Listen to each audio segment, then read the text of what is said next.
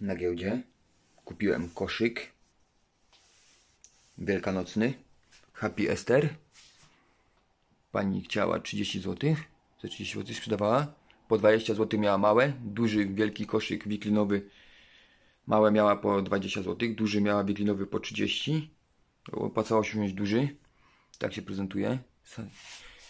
Niby sama robiła. Tak się prezentuje. Już w domu kupiony za 30 zł. Na święta.